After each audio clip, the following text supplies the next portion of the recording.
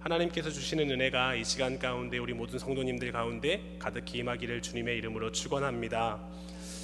신약 사경회가 2주간 연기되었습니다.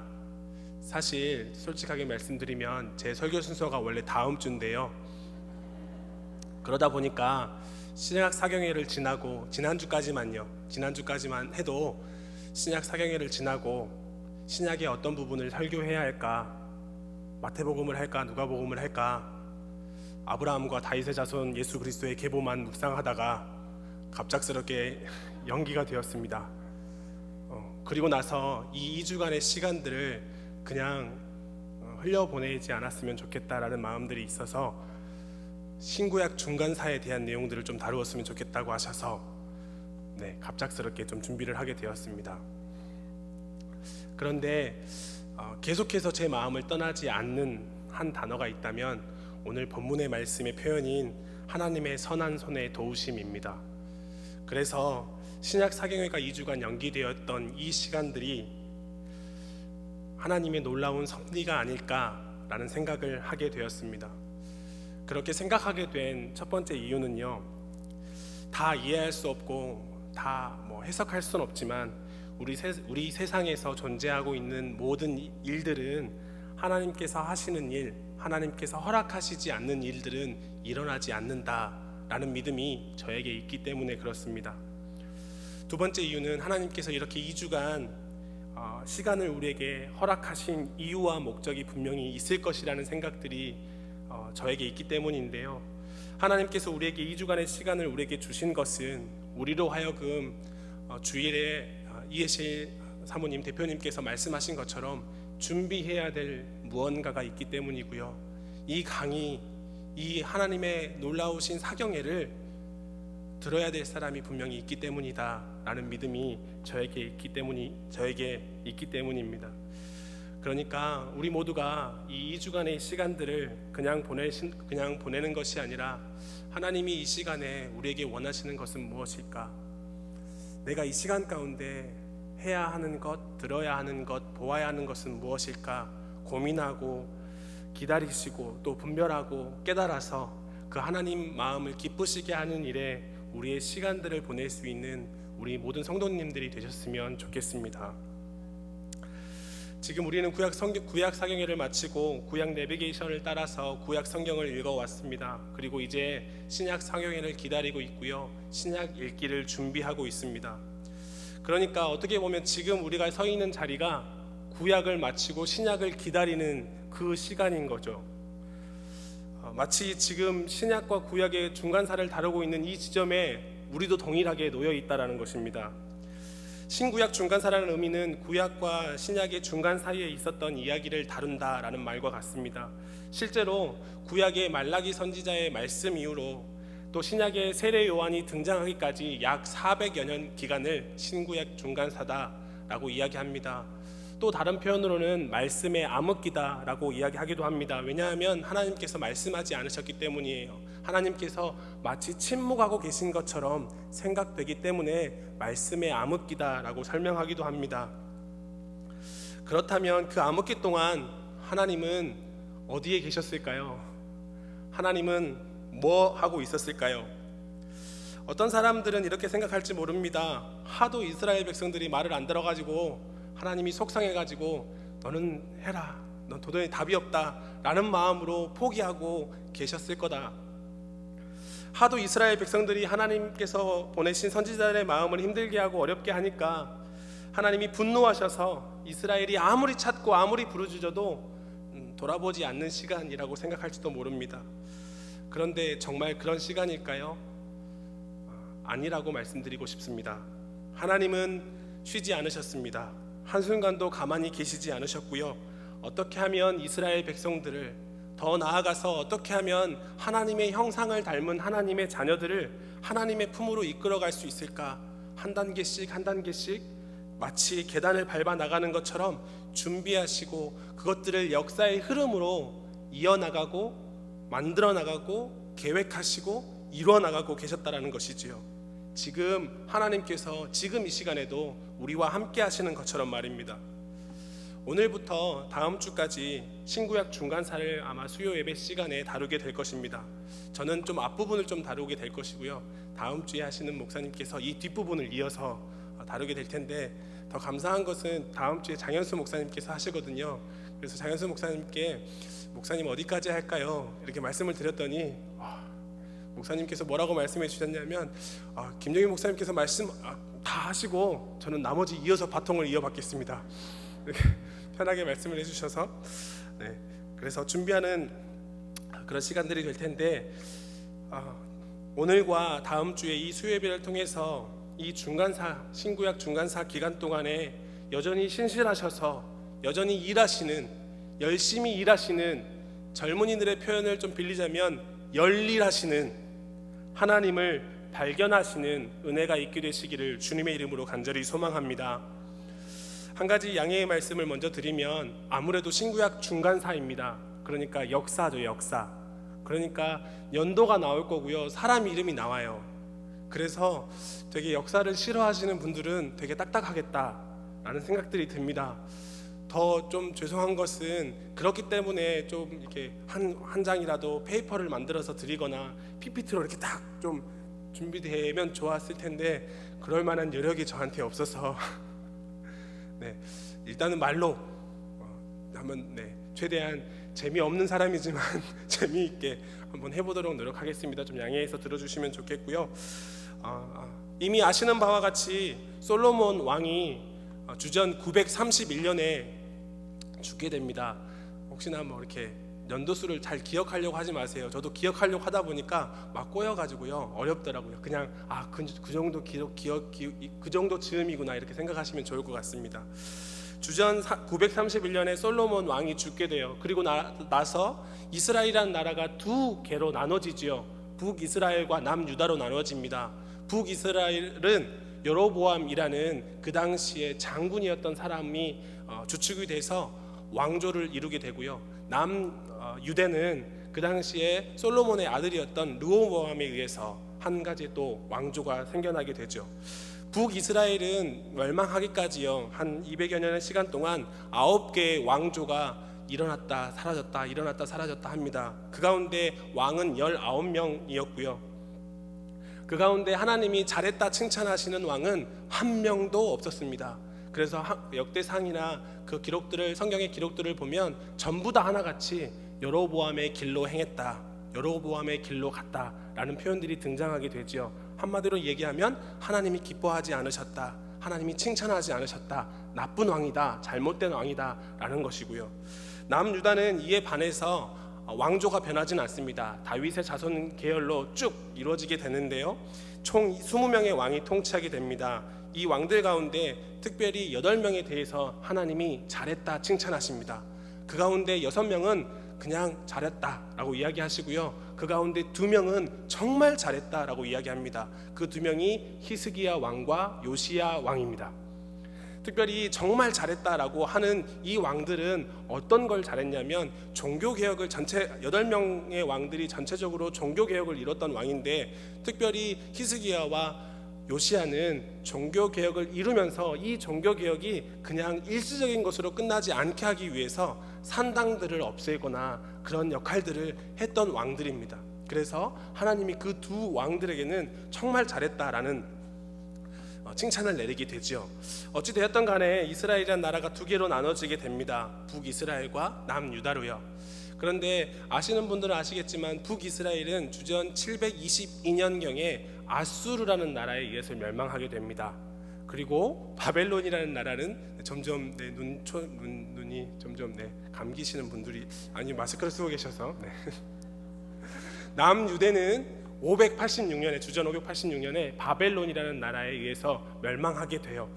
한 가지씩 좀 살펴보면서 그 가운데 우리가 좀 생각할 수 있는 것, 또 그 가운데서 우리가 신약 시대에서 생각할 수 있는 것들을 좀 살펴보고자 하는데요.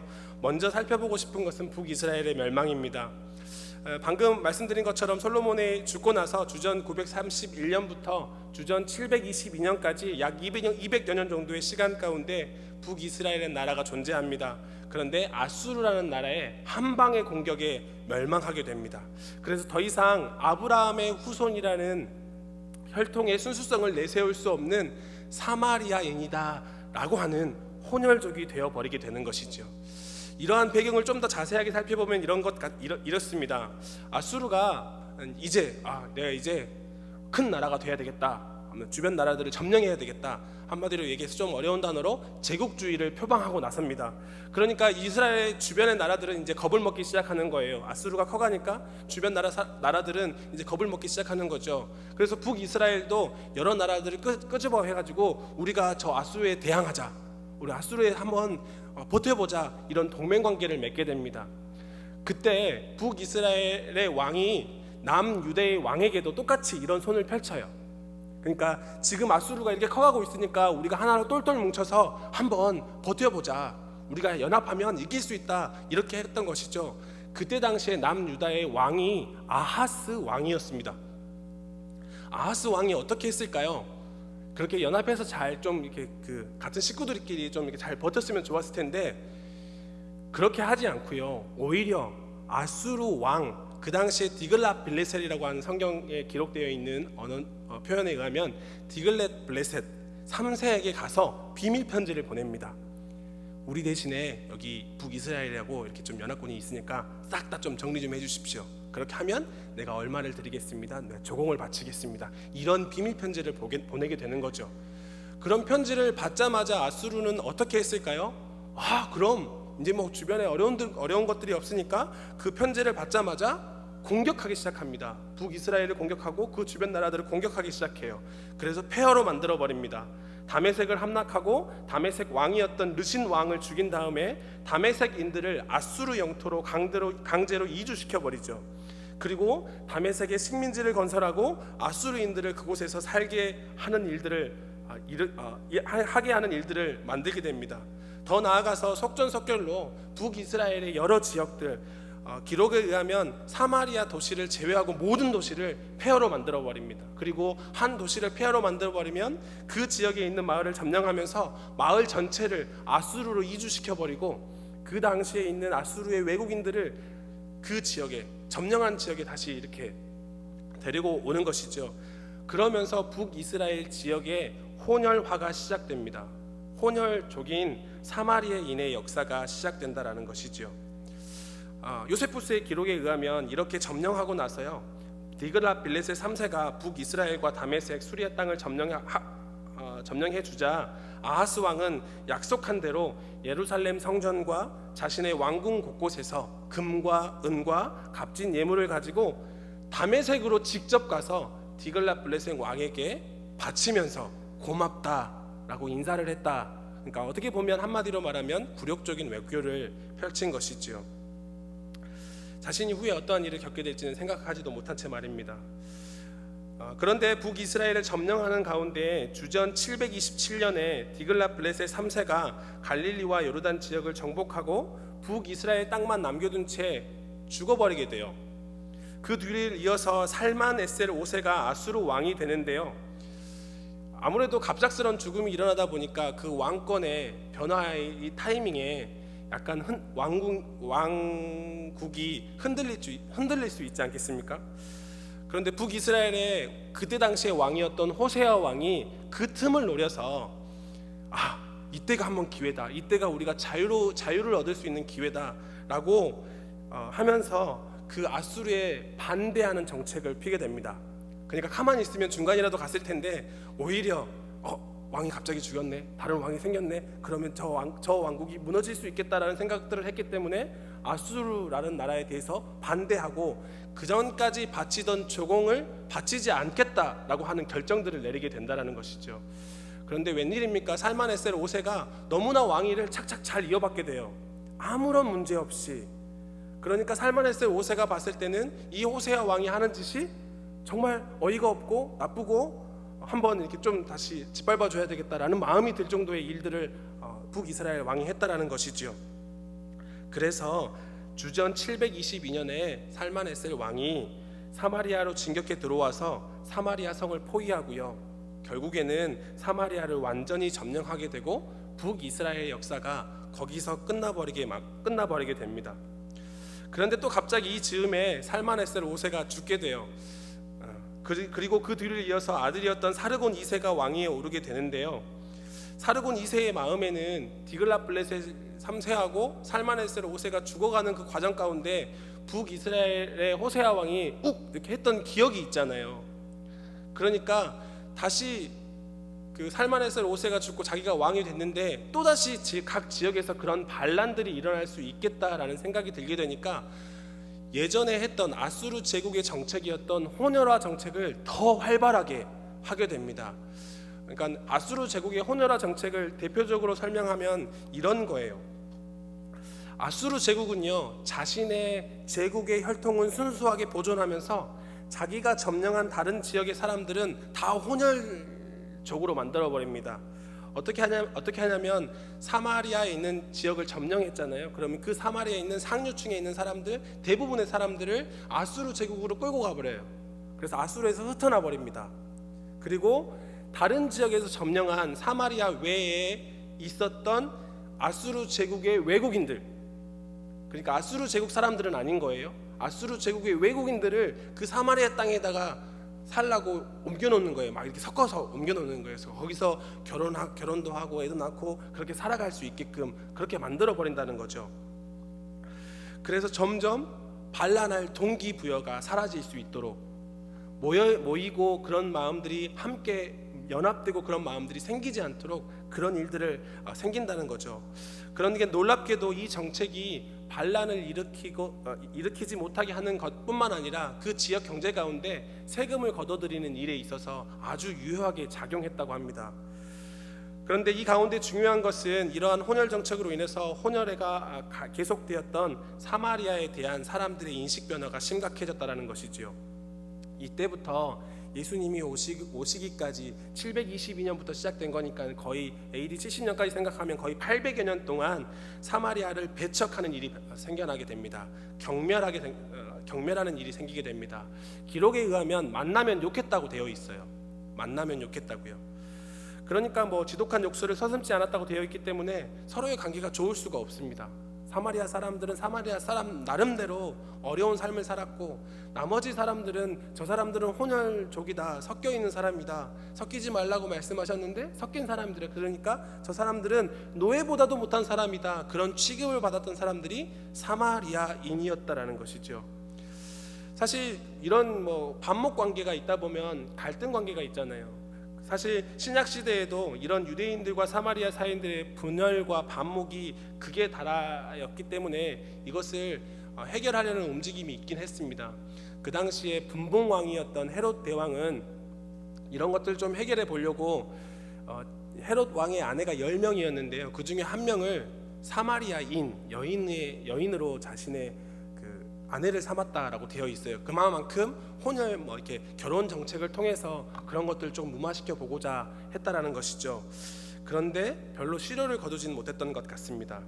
결국 AD 70년까지도 유대인들은요, 이방인과 마찬가지로 사마리아인들과는 공식적인 교제를 하지 않았습니다.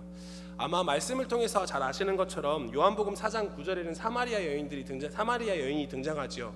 예수님이 묻습니다. 그런데 사마리아 여인이 이렇게 말해요. 사마리아 여자가 이르되 당신은 유대인으로서 어찌하여 사마리아 여자인 나에게 물을 달라 하나이까 하니 이는 유대인이 사마리아인과 상종하지 아니함이러라. 그런 사상이 그 당시에 깔려 있었다는 얘기가 되는 거죠. 그러니까 제자들이 예수님이 사마리아 땅을 통과할 때도 예수님의 그 사마리아 지역을 걸어가시는 것에 대해서 의아하게 생각하는 것이 너무나 당연한 세상인 거고, 사마리아 여인과 이야기하는 것 자체가 너무나 이상한 일이었다라는 것이지요. 그런데 그 일이 예수님이 등장하면서부터 해결되게 됩니다. 실마리가 풀리게 되는 거예요. 예수님께서 아수르의 제국의 흔적이 되어버린 혼혈족 사마리아인에 대한 사랑을 드러내면서부터 시작되는 것인데요. 성경 곳곳에는 이런 사마리아인에 대한 예수님의 사랑이 기록되어 있습니다. 예를 들면요, 누가복음 10장 30절에서 37절 말씀에서는 강도 만난 자의 이웃을 설명하면서 선한 사마리아인이, 제사장도 레위인도 아닌 선한 사마리아인이 강도 만난 사람들을 치료해주고 보호해주고 돈이 더 들면 내가 갔다 와서 더 주겠다라고 하는 그런 선한 일을 했다 라는 그런 이야기를 예수님이 하시는 것을 볼 수 있고요. 또 누가복음 17장에서 보면 10명의 문둥병자가 예수님의 말씀, 예수님의 능력으로 인해서 치유함을 받게 됩니다. 그런데 그 가운데 한 명만 돌아와서 예수님께 감사합니다라고 인사를 하죠. 그런데 그 사람이 누구였냐면 사마리아인이었다라고 말씀하시는 그 장면에서도 예수님의 사마리아에 대한 마음들을 느낄 수가 있게 되는 것이죠. 방금 전에 말씀드렸던 요한복음 4장의 말씀들도 마찬가지로 예수님께서 그 사마리아인을 포기하지 않으셨다. 사마리아인, 다른 사람들 다 손가락질하고 무시하고 배척하는 그 사마리아인들을 향해서 하나님은 사랑하고 있다, 하나님은 포기하지 않으셨다라고 말씀하신다는 것을 보여주는 것이죠. 더 나아가서요, 예수님이 십자가에 못 박혀서 돌아가시고 승천하시기 바로 직전에 하셨던 말씀 기억나십니까? 지상대명령이라고 말씀하시는 그 명령이요. 사도행전 1장 9절의 말씀, 오직 성령이 너희에게 임하시면 너희가 권능을 받고 예루살렘과 온 유대와 사마리아와 땅끝까지 이르러 내 증인이 되리라. 그 가운데 예수님은 승천하시는 그 순간까지도 사마리아인에 대한 그 마음을 내려놓지 않으셨다라는 것이죠. 하나님은 소망이 없어져 버렸고 기댈 곳도 없어져 버린 사마리아 땅을 그냥 외면하거나 버려두지 않으셨습니다. 너희들이 잘못했기 때문에 너희들이 그 값을 치르는 거야 라고 충분히 생각할 수 있음에도 불구하고 하나님은 그렇게 하지 않으셨다는 것이지요. 비록 하나님을 떠난 백성들이 있었고 하나님을 찾기보다는 다른 우상을 찾아 결국 멸망할 수밖에 없었던 길을 걸어갈 수밖에 없었던 민족이었지만 하나님은 그 사람들까지도 그냥 두지 않으셨다라는 말씀입니다. 하나님은 그 사람들까지도 포기하지 않으시고 사랑하신다라는 것입니다. 손가락질 받고 외면받고 있는 그 상황 가운데에서도 하나님은 그들을 버리지 않으셨다라는 것입니다. 그 하나님의 사랑이 지금 이 시간에도 여기 모든 무리 가운데 있는 줄로 믿습니다. 아멘. 두 번째로 좀 살펴볼 내용은 남유다의 멸망입니다. 아수르 제국이 북이스라엘을 멸망시킬 때 남유다의 왕은 아하스 왕이었다고 말씀드렸습니다. 아수르에게 뇌물을 갖다 바치고 그 다메섹 수도에까지 가서 그것들을 굴욕적인 외교를 통해서 약간의 생명의 연장을 했지만 결국 아수르는 남유다를 침공해서 들어옵니다. 더 이상 남유다의 존재 가치가 있지 않다고 판단되었기 때문인데요. 이런 상황 가운데서 아하스 왕이 죽고요. 그 다음 왕이 히스기야 왕이 왕위에 오르게 됩니다. 아수르는 아하스와 맺었던 약속과는 상관없이 남유다를 쳐들어와서요 20만 명을 포로로 잡아가고 46개의 성을 점령해 버립니다. 그리고 18만 5천 명이나 되는 군인들로 하여금 예루살렘 성을 포위하게 하죠. 누가 봐도 더 이상 소망이 없는 것 같습니다. 남유다는 북이스라엘처럼 멸망할 수밖에 없는 상황이에요. 특별히 이 성경은 그 상황 가운데서 이 아수르 제국이 심리전을 펼쳤다고 기록하고 있습니다.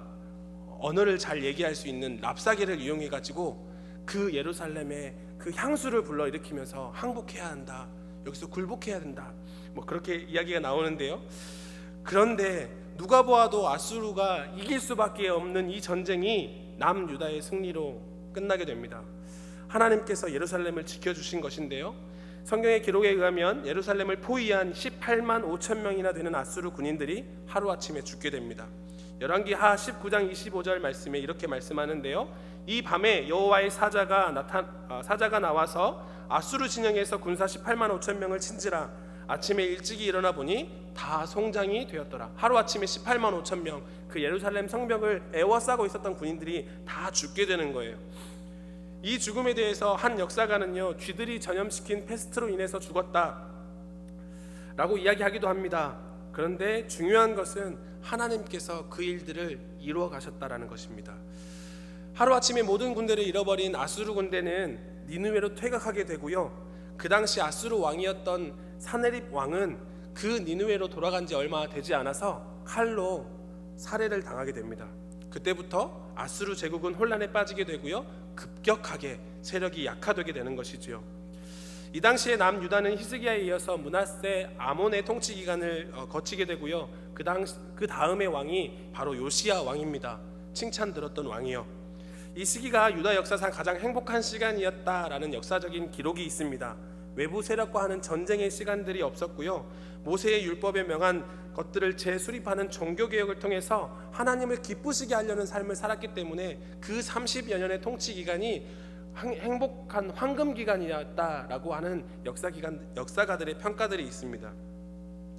그런데 주전 609년에요. 애굽의 왕 느고가 아수르에 남은 군대를 모아서 새롭게 부상하려는 바벨론을 막고 애굽을 세계적인 위치에 올려놓고자, 그러니까 자신이 드러나고 싶어서 북쪽으로 군대를 향하게 됩니다. 그런데 요시야 왕이 이 애굽 왕을 막아보려고 전쟁에 참여하게 되는데, 그 전투가 무슨 전투냐면 무기또 전투입니다. 안타깝게도 이 무기또 전투에서 요시야 왕이 죽게 돼요. 요시야 왕이 죽게 되면 당연히 남유다에 점점 쇠락의 길을 걸어가고 있는 그런 모습들을 발견하게 되겠지요. 애굽도 주전 605년에 그 유명한 갈그미스 전투에서 바벨론이란 나라에게 완전히 패하면서 애굽의 경계까지의 모든 땅을 바벨론에게 빼앗겨 버리는 일들을 있게 됩니다. 그 기세를 모아서 바벨론 왕이었던 느부갓네살 왕이 예루살렘으로 쳐들어오게 되고요. 여호와김 왕에게 굴복을 강요하고 유능한 사람을 골라서 바벨론으로 포로로 잡아가게 됩니다. 이때 잡혀갔던 사람이 다니엘과 세 친구들이에요. 주전 601년에 애굽에서 다시 한번 느고가 바벨론을 향해서 전쟁을 일으키는데요. 이 전쟁에는 애굽과 바벨론이 똑같이 피해를 당하게 돼요. 그래서 둘 다 본 지역으로 퇴각하게 되는데요.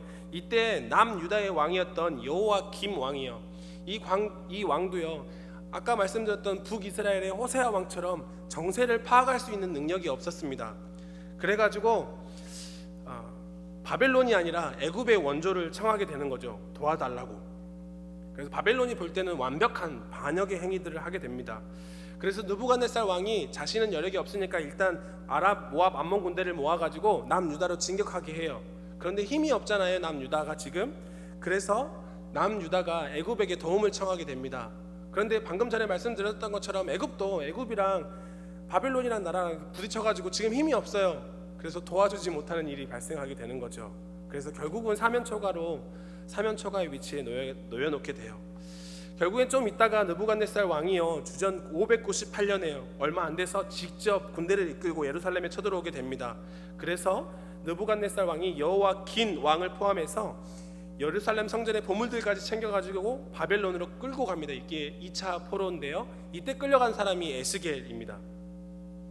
이렇게 여호와긴 왕을 끌고 가면서 남유다의 왕 자리에다가 요시야의 셋째 아들, 그리고 여호와긴의 삼촌이었던 시드기야를 왕위에 올려놓게 됩니다. 그런데 이 시드기야는 자신이 왕이 되고 싶어서 왕이 된 게 아니라 다른 나라의 왕에 의해서 이렇게 왕 위에 오른 사람이잖아요. 그러다 보니까 그 남유다의 사람들이 이 시드기야를 왕으로 인정하지 않는 거예요. 무슨 상황인지 혹시 이해가 되시나요? 인정을 안 하는 거예요. 왕으로 인정을 안 하는 거예요. 그러니까 시드기야의 마음에는 어떤 마음이 있겠어요? 당연히 내가 이 백성들한테 인정받아야지, 어떻게 하면 인정받을 수 있을까, 이런 고민들을 하는 겁니다. 그런 고민들을 하기 때문에 나타났던 정책이 어떤 정책이냐면 바벨론에게 반대하는 정책을 하는 거예요. 옆에서 예레미야 선지자가 그렇게 하면 안 됩니다, 지금은 바벨론에게 엎드려야 합니다, 순종해야, 굴복해야 합니다, 그 시간을 통해서 하나님이 우리를 회복시켜 주실 것입니다, 그런 메시지를 주구장창 하는데도 시드기야의 마음에는 남유다의 왕 사람들에게 인정받아야지 라는 마음들이 너무나 많이 있다 보니까 그런 게 귀에 안 들리는 거예요. 그래서 결국에는 바벨론이 아니라 애굽에게 향해서 도움을 청하는 거죠. 결국엔 잘못된 선택을 하게 된다라는 것입니다. 결국 바벨론은 예루살렘을 마침내 완전히 함락시키려고 군대를 데려오고요, 완전하게 그리고 철저하게 성을 에워싸 버립니다. 음식이나 물이 단 하나도 들어갈 수 없도록 성을 에워쌌다고 기록하고 있고요, 결국 18개월 동안 그렇게 에워싼 결과 거기 안에서 죽음이 일어나게 되고, 성경에 기록된 대로 보면 자식을 삶아서 먹는 일까지 일어났다고 기록되어 있을 정도니까 얼마나 그 상황이 피폐한 상황인지, 엄청난 상황인지 알 수 있었다는 거죠. 결국 시드기야 왕은요, 자신의 아들이 죽는 것을 바라보고 두 눈이 뽑힙니다. 그러니까 자기가 마지막으로 이 세상 가운데 봤던 것이 자기의 아들이 죽는 거였어요. 그리고 나서 끌려갑니다. 바벨론으로. 그래서 죽는 날까지 감옥에 살다가 죽어요. 시드기야 왕은요. 왕이 이런 정도였으니까 예루살렘 땅이 얼마나 초토화가 됐을지, 그 당시에 사람들이 얼마나 힘든 삶을 살았을지, 성전이 얼마나 피폐하게 무너졌을지 너무나 생각해봐도 너무나 당연한 거죠. 그런데 바벨론이라는 나라는요, 중앙 집권화 정책을 폈던 사람이에요. 그러니까 할 수만 있다면 다 수도에다가 중요한 것들을 다 모아놨던 거죠. 점령하니까 그 도시를 점령했을 때 유능한 사람들, 똑똑한 사람들, 대부분의 사람들을 다 바벨론이라는 나라를 끌고 가서 포로로 삼아버립니다. 그리고 남은 거기 사람은 소수의 포도 농사만 하는 사람들만 남겨놨다고 기록하고 있습니다. 이것이 남유다 예루살렘의 마지막 모습입니다. 이렇게 남유다의 역사적인 기록도 마무리된 것이죠. 그런데 이렇게 이스라엘 백성들이 성전도 무너져 내리고 더 이상 고향 땅으로 돌아갈 수 없는, 마음대로 내 자유로운 삶을 살아갈 수 없는 그런 포로 신분을 살아가고 있기 때문에 제사를 드릴 수 없는, 예배를 드릴 수 없는 상황에 처하게 돼요. 자기 자신이 포로의 신분이기 때문에 자기 마음대로 동물을 잡아 죽이거나 이렇게 할 수 있는 상황들이 아니게 되는 거죠. 더 이상 성전이 없어졌기 때문에 가서 예배 드릴 수 있는 곳이 사라졌다는 것입니다. 그렇게 해서 생겨난 것이 회당입니다. 회당. 이 회당이 신약 시대의 어떤 사상이나 배경들을 이해하는 데 정말 중요한데요. 그러니까 회당은 이스라엘 땅에서 먼저 시작된 것이 아니라 이방 땅에서 먼저 시작이 됐어요. 더 이상 고향에 돌아갈 수 없고 더 이상 성전에서 예배할 수 없는 사람들이 그래도 하나님을 예배하고 싶어서 모여서 만든 것이 뭐라고요? 회당이라고요. 그러니까 이전까지는 성전에서 희생 제사로 동물들을 죽여가면서 예배를 했던 방식에서 이제는 말씀과 기도로 예배의 방법 바뀌어지는 그런 시간들을 경험하게 된다는 것이지요. 더 나아가서 성전이 무너지기 전까지 각 레위 지파 사람들은 각 지역에 흩어져 살았습니다. 그래서 각 지역마다 제사를 어떻게 할 건지, 예배를 어떻게 할 건지 지도하고 인도하고 그런 것을 이끌어갔던 사람인데요. 더 이상 포로의 생활할 때는 그런 것들을 봐주지 않을 거잖아요. 그러니까 레위 사람들이 있는 곳도 있고 없는 곳도 있고 이런 일이 발생하게 된다는 거죠. 그러니까 더 이상 레위 지파 사람들이 신앙을 인도하거나 지도하는 일이 발생하지 않게 됩니다. 더 이상 회당에서 모여서 제사를 드리는 담당하는 사람들이 어떤 것도 할 수 없는 상황에 처하게 된 거죠. 그렇기 때문에 회당에서 예배를 드릴 때는 회당장을 중심으로 하는 예배가 이루어지게 되고요. 회당법이 만들어졌는데 그 회당법에 의하면 52개의 두루마리, 구약의 율법서를 52개의 두루마리로 만들어서 그 회당 한쪽에 방에다가 칸을 만들어서 넣어두고요. 오늘이 예를 들어서 주일인데 20번째 두다 그러면 20번째 두루마리를 갖다가 예배 드릴 때 찬양하고 기도하고 그 두루마리를 읽는 거예요. 그리고 나서 어떻게 하게 되어 있냐면 이 말씀을 해석해 줄 수 있는 사람이 있습니까? 라고 묻게 되어 있대요. 이런 것이 예배 형태가 됐다라는 거죠. 이런 것이 회당의 모임이 됐다라는 것입니다. 그런데 이런 혜택을 본 사람이 누구일까요? 바로 예수님이신 거죠. 바로 사도 바울이 된 거죠. 이렇게 예배드리는 모임, 이렇게 말씀을 읽고 말씀을 해석해 줄 수 있는 사람을 찾게 되는 이 예배 형태가 만들어진 것이 그냥 우연의 일치가 아니라 예수님이 등장하고 사도 바울이 등장하고 복음이 전파되는 데 있어서 베이스적인 역할들이 이루어지게 되었다는 것이죠. 성전 중심의 제사에서 회당 중심의 예배로 바뀌어지게 됐다는 것이고요. 이런 회당은 신약 시대의 중심적인 역할을 하게 된다는 얘기가 되는 겁니다. 이런 포로로 끌려갔기 때문에 자신이 원하는 곳이 아니라 다양한 곳에 다양하게 흩어지게 되는 것이고요. 그 흩어진 곳에서 회당들이 모여지게 되고 그 회당들 가운데서 말씀이 풀어지고 복음이 전달되어지는 그 일들의 베이스적인 역할들이 이때 시작되게 되고 이루어지게 된다는 얘기가 되는 겁니다. 회당의 성립 조건은 다음과 같다고 합니다. 율법을 아는 건강한 청년 10명만 있으면 만들어질 수 있다고 해요. 그 10명의 기준은 아브라함의 의인 10명만 있으면 나라가 멸망하지 않는다라는 그런 생각들이 있어서 10명만 있으면 회당을 만들 수 있고 그 회당에서 회당장을 뽑고 이렇게 그런 일들을 예배를 드릴 수 있게 된다는 것이죠. 그러니까 신약 성경을 읽으시다가 회당이 등장했다 그러면 그곳에는 어떤 회당에 대한 표현이 등장했다 그러면 그곳은 어떤 곳인가요? 건강한 율법을 아는 청년들 10명이 이상이 있다라는 곳이니까 되는 거죠. 그러니까 유대 공동체가 형성이 되어 있는 곳이다 라는 것을 우리가 알 수 있고요. 예를 들어서 회당이 여러 개다, 그 지역에 울산에 회당이 여러 개다 그러면 그만큼 율법을 아는 건강한 청년들이 많이 모여 있다라는 것이 되는 것입니다. 그런데 어디를 갔는데 회당에 갔던 회당에 대한 표현이 등장하지 않는다. 그러면 그곳은 그러니까 쉽게 설명하면 빌립보 같은 곳은 사도 바울이 가서 회당을 찾아서 복음을 전하는 것이 아니라 강가에 갔다고 기록되어 있어요. 강가에서 사람들을 만나서 이야기를 했고 복음을 전했다고 기록되어 있는데 그곳은 어떤 곳이 되는 건가요? 건강한 율법을 가진 청년들이 모인 그런 모임들이 없는 곳이다, 연약한 곳이다, 유대 공동체가 모이지 않는 곳이다 라고 생각할 수 있다는 것이죠. 이러한 회당을 대한 것을 생각해 볼 때 우리는 무엇을 생각해 볼 수 있을까요? 성전이 무너졌어요. 나라가 멸망했어요. 예루살렘 초토화됐습니다. 어떤 것도 기대할 수 없을 정도로 피폐한 삶이 됐어요. 아무것도 모르는 지역에 와서, 문화도 다른 곳에 와서 포로의 삶을 살아갑니다. 물론 선지자의 말씀을 기억하는 사람들은 이 70년의 기간이 지나가면 돌아갈 수 있을 것이다라는 자그마한 소망을 가지고 살아가겠지만 그것조차 없는 사람한테는 단 1%의 희망도 존재할 수 없는 삶이 그들의 삶이었다라는 거예요. 그런데 그 가운데 하나님은 일하셨다라는 겁니다. 하나님의 방법으로 신약의 삶들을 준비하셨어요. 신약의 삶을 이루어내기 위해서 그 바탕의 밑그림을 하나님은 하나님의 방법으로 이루어 가셨다는 겁니다. 창조 때부터 계획하셨던 그 예수 그리스도를 통한 구속의 사건들이 이루어지기 위해서, 신약의 사건들이 그대로 신약의 사건들처럼 이루어지기 위해서 하나님은 그 밑작업들을, 회당이라는 것들을 만들게 하시고 그 회당에서 예배드리게 하시고 말씀과 기도의 그 예배의 방법들을 바꾸면서까지 하나님은 준비하고 계셨다라는 것입니다. 눈으로 보이지 않는 암흑기라고 할지라도, 내 마음속에 기댈 것이 없는 그러한 상황에 처해 있다 할지라도 하나님은 여전히 일하시고 계셨다라는 것입니다. 하나님의 일들을 꾸준히 지속적으로 변함없이 이뤄나가고 계셨다라는 것입니다. 이러한 하나님이 지금 우리와 함께 하시는 줄로 믿습니다.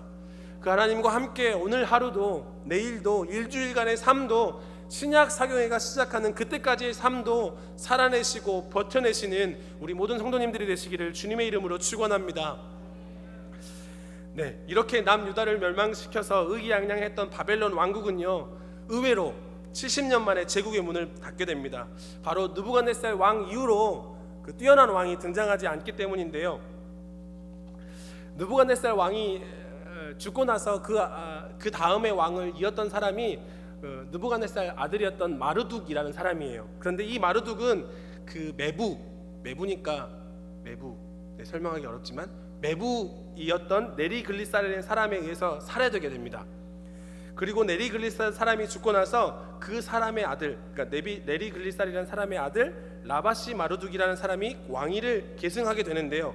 몇 개월 만에 이 라바시 마르둑이라는 사람도 신하들에 의해서 암살당하게 돼요. 그러니까 지금 그 나라의 정세가 어떤 정세일지 좀 예상이 되죠. 그리고 나서 왕조가 느부갓네살 왕조에서 마르둑을 암살한 나보니누스의 가문으로 옮겨나가게 되는데요. 사실 이 나보니누스의 가문은, 이 사람은요, 정치에 별로 관심이 없었던 것 같아요. 종교 생활에 침취해 있었습니다. 그런데 이 나보니누스라는 사람이 어떤 것을 했냐면, 기존의 바벨론이라는 나라에서 취하고 있었던, 국교로 가지고 있었던 그 신앙의 체계를 부인하고 자신만의 체계를 가지고 종교 생활을 했던 사람이에요.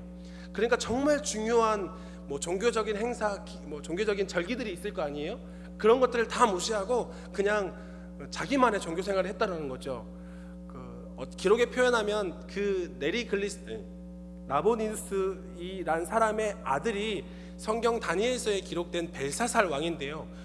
자기가 죽기 전에 벨사살이라는 아들에게 너가 지금 통치하고 있어. 나는 좀 종교생활을 하러 갔다 와야 되니까 통치하고 있어라고 맡겨놓고 10년 동안 아라비아 사막에 갔다라는 기록도 되어 있다고 합니다. 그러니까 그만큼 나라의 정치에는 관심이 없었던 거죠.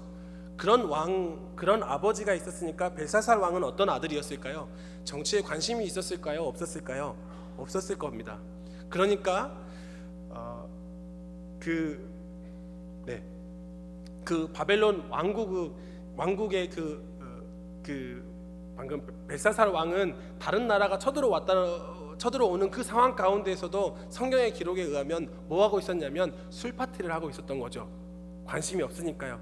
그리고 더 나아가서 조금 자세하게 이야기하면 그 당시에 바벨론이라는 나라는 엄청 큰 나라고요. 그 당시에 페르시아의 나라는 작은 나라였어요. 그러니까 작은 나라라고 우습게 본 것도 한 가지 있을 수 있겠죠. 그 당시에 뭐 성벽 구조라든지 이런 것도 들었는데 설명하면 더 어려우실 것 같아서, 또 시간이 또 많이 흐르는 것 같아서 그냥 이 정도까지만 이야기를 하고요. 결과적으로는 어떤 거냐면 바벨론이라는 나라가 70년 만에 멸망하게 됩니다.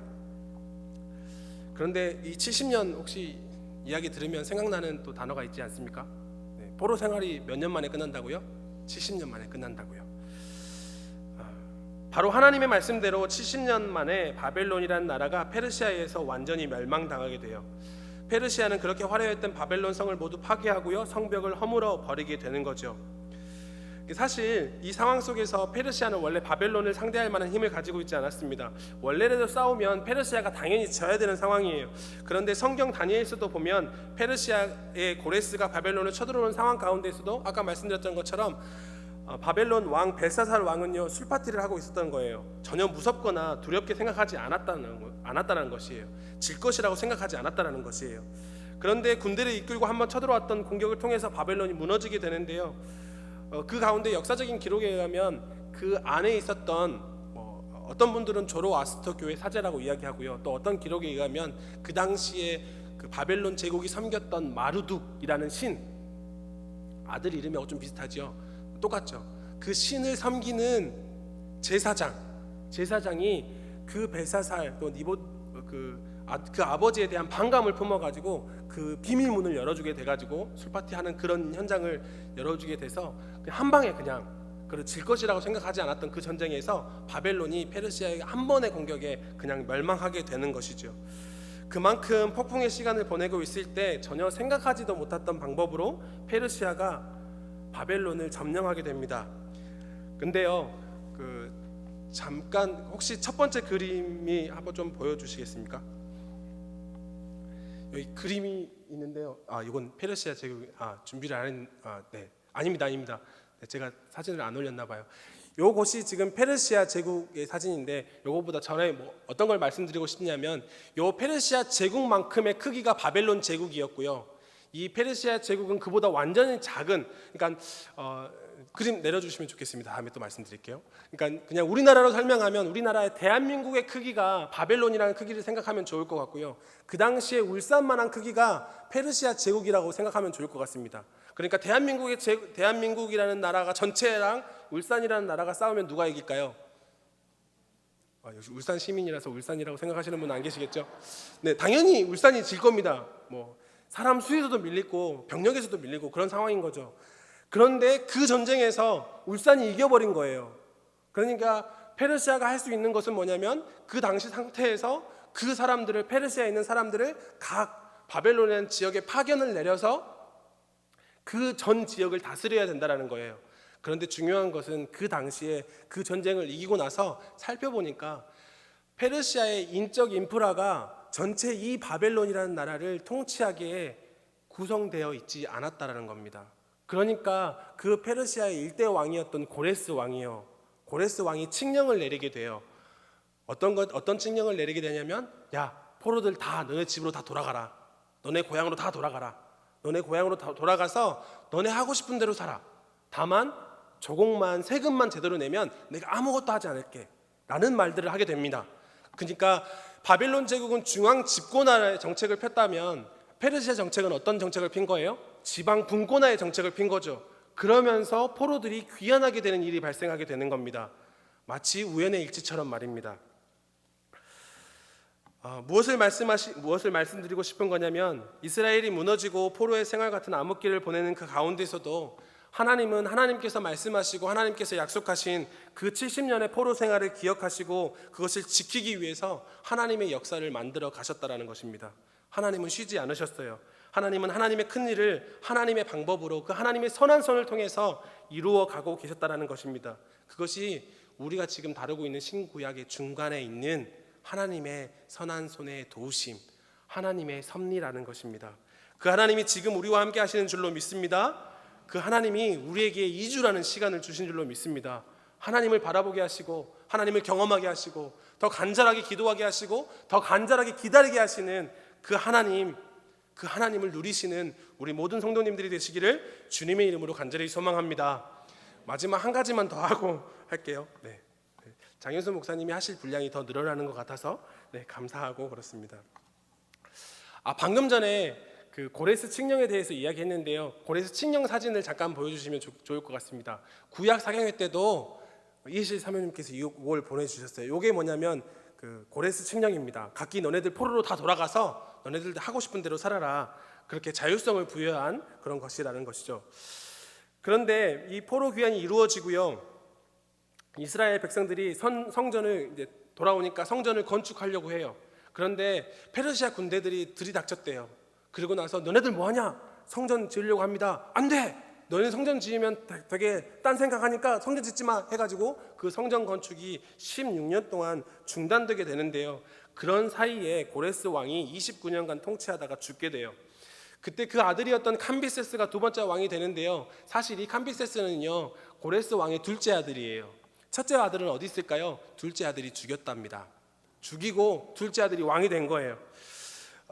그런 상황 가운데서 7년 5개월을 이 둘째 아들 캄비세스가 왕으로 다스리다가 후사가 따로 없이 갑자기 죽게 돼요. 그러니까 페르시아도 혼란의 소용돌이에 이르게 되겠죠. 누가 왕이 될 것인가를 주장하는 사람들이 일어나게 되고요. 그 당시의 기록에 의하면 9명의 장관들이 19번의 반란을 일으켰다고 기록하고 있습니다. 그만큼 정세가 불안했다라는 것이죠. 그런데 그런 상황을 정리한 장군이 한 명이 등장하는데 그 사람이 누구냐면 성경에 등장하는 다리오 왕입니다. 다리오 왕. 근데 문제가 생겨나는 것이 무엇이냐면 다리오 왕도 사실 고레스 왕의 자녀가 아니잖아요. 자손이 아니잖아요. 그러니까 다리오 왕도 그 마음 가운데 어떤 마음이 있냐면 내가 이 왕위를 다스리려면 그 왕위의 정통성을 확보하는 것이 가장 중요한 한 가지 숙제가 되는 거예요. 그러니까 정통성을 확보하려면 한 가지 혈통이 되든지 아니면 정책이 되든지 두 가지 중에 하나를 해야 되는데 일단 혈통에서는 탈락이니까 그 정책의 기조를 고레스 왕이 했던 그 기조를 유지하는 것을 가장 제1의 목적으로 삼는 거죠. 그런 상황 가운데서 어떤 일이 벌어지게 되냐면 학개스가랴가 포로 귀환을 하게 되고요. 그 상황 가운데서 다시 성전 건축을 지으려는 움직임이 일어나게 됩니다. 다시 페르시아 군대가 들이닥쳤죠. 너네들 뭐하냐? 성전 건축 짓습니다. 하지 말라고 했는데 왜 했냐? 이거 고레스 왕이 하라고 한 겁니다 라는 말이 되는 거예요. 그래서 그것을 그대로 다리오 왕에게 보고가 되고요. 다리오 왕은 그것이 고레스의 칙령에 기록되어 있는 것을 확인하니까 어떻게 해야 되는 건가요? 당연히 정책의 기조를 유지시켜야 되기 때문에 그래야 자기의 정통성이 유지되기 때문에 됐으니까 지어 라고 이야기되는 것이죠. 그렇게 해서 성전 건축이 학계를 통해서 스룹바벨 통해서 성전 건축이 이루어지게 되고요. 그 성전이 스룹바벨 성전이 되는 겁니다. 하나님께서 그때에 맞춰서 왕들을 바꾸시고 그때에 맞춰서 성전 건축이 일어나게 하시고 그때에 맞춰서 모든 일들이 순적하게 이루어지게 하셔서 하나님의 일들이 분명하고 정확하게 빈틈없이 일어나게 하시는 것이죠. 그런데 이런 페르시아에게 있어서 한 가지 골칫거리가 있었습니다. 그게 뭐냐면 사진 아까 처음에 보여주셨던 그 사진 보여주시면 감사하겠습니다. 사진. 요게 페르시아 제국인데요. 그 성도님들이 보실 때 이쪽 왼편 끝쪽에 보이면 한쪽에 이렇게 약간 좀 톡 튀어나와 있는데 그 빨간색 그 배경 안에 들어가지 않는 부분이 있습니다. 그 부분이 어디냐면 그리스예요. 그리스. 점령이 안 됐다는 뜻이죠. 사실 영토의 크기나 인구수, 전쟁에 필요한 물자로 봐서 페르시아하고 그리스가 싸우면 누가 이겨야 될까요?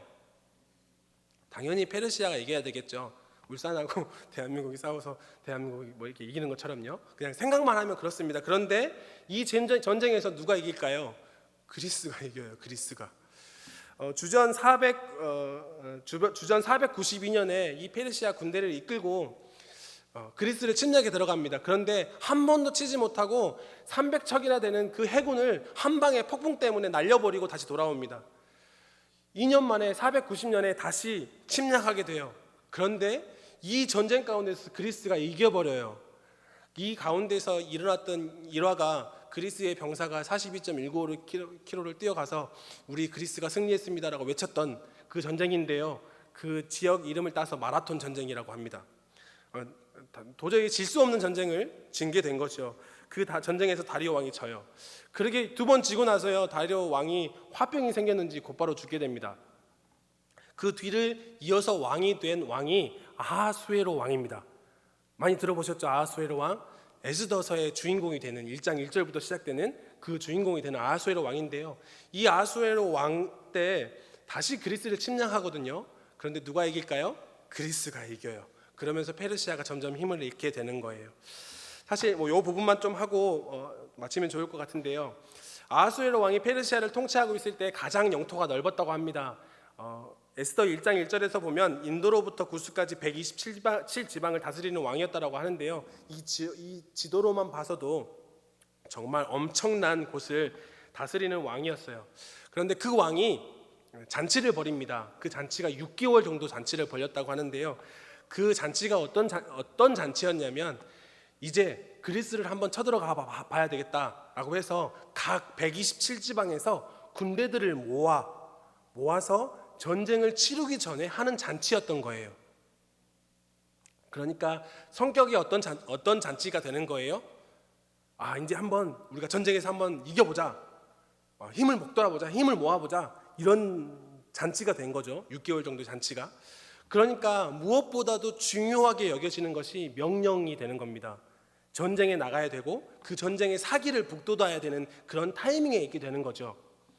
그런데 한참 잔치를 벌이다가 아하수에로 왕이 실수를 하죠. 왕후 보고 좀 오라고 얘기합니다. 지난번 가을 여행 때 제가 수요 예배 때 여기서 그 에스더의 본문으로 이 상황에서 아하수에로 왕이 와스디 왕후에게 좀 힘든 그런 말을 했을 것이다라는 역사적인 기록이 있다고 말씀드렸는데, 간단하게 다시 말씀드리면 그 모든 신하가 보는 앞에서 자신의 낯을 이렇게 보여주는 그런 일을 했을 거다라는 그런 야사 아닌 야사들의 기록들이 있습니다. 아무튼 그런 일들이 일어나게 되는 거죠. 당연히 와스디 왕후가 당연히 난 못하겠다라고 이야기하게 됩니다. 근데 지금 상황이 어떤 상황이라고요? 전쟁을 준비하고 명령이 정말 중요한 시기가 되는 거고, 나가서 죽으라고 하면 죽고 이렇게 명령을 순종해야 되는 그런 상황 가운데서 이런 일들이 벌어졌다는 거죠. 그러니까 사람들이 일어나게 되는 거예요. 지금 이것을 무시하게 되면 이 전쟁 망합니다. 이 전쟁 어떻게 합니다. 이 전쟁 힘들어집니다. 라는 일들이 이루어지게 되는 거죠. 그러니까 아하수에로 왕이 어떻게 하게 돼요? 그 와스디 왕후를 폐위시키게 되는 거죠. 어떤 상황인지 좀 이해가 되시죠? 그리고 나서 아하수에로 왕이 그 군대를 이끌고 그리스를 쳐들어갑니다. 근데 어떻게 됐다고요? 졌어요. 완패하게 돼요. 이 전쟁이 세계 4대 해전 가운데 하나인 살라미스 해전이라고 하는데요, 보기 좋게 그리스 군대에게 완패하게 됩니다.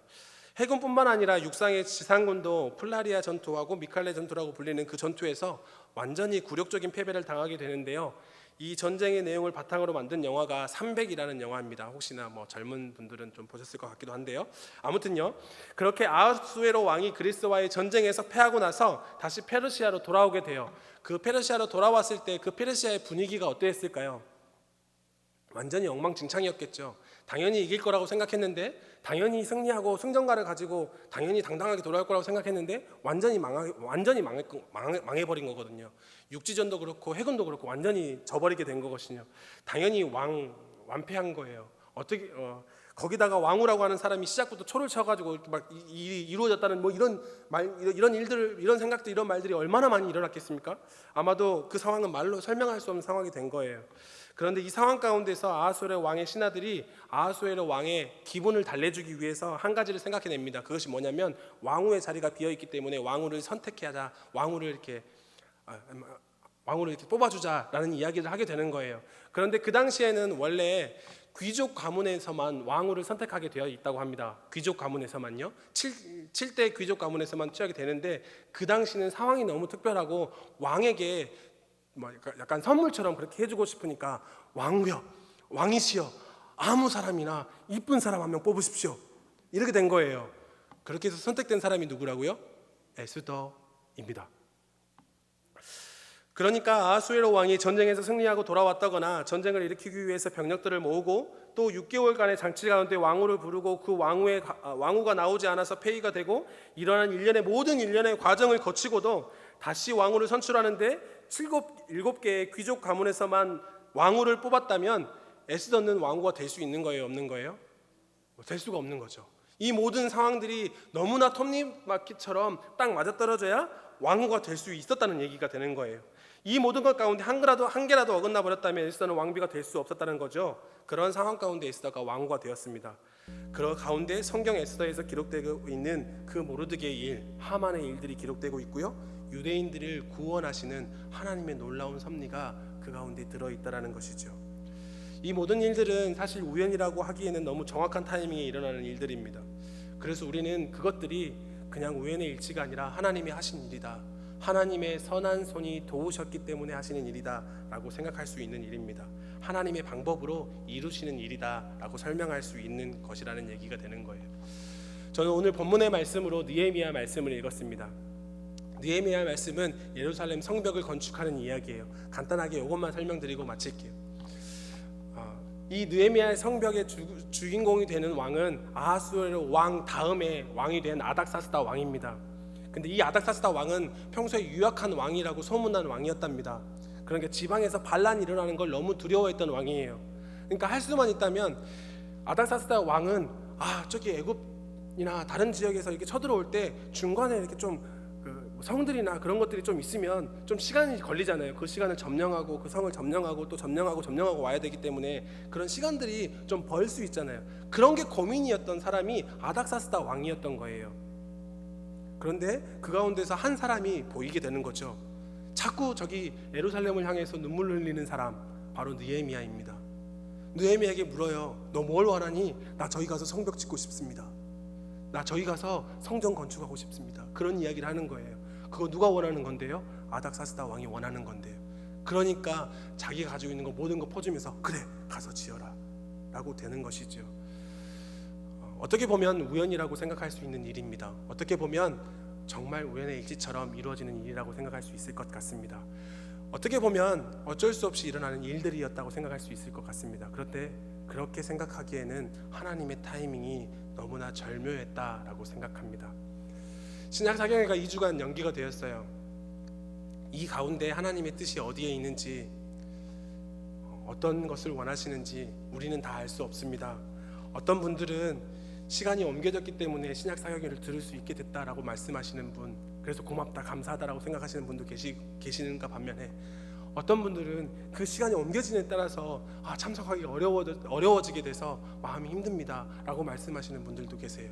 그래서 어떤 것이 하나님의 뜻입니다 라고 섣불리 이야기하기에는 너무나 조심스럽다라는 것이죠. 그런데 분명한 것, 그런데 확실한 것, 하나님은 지금도 일하신다라는 것입니다.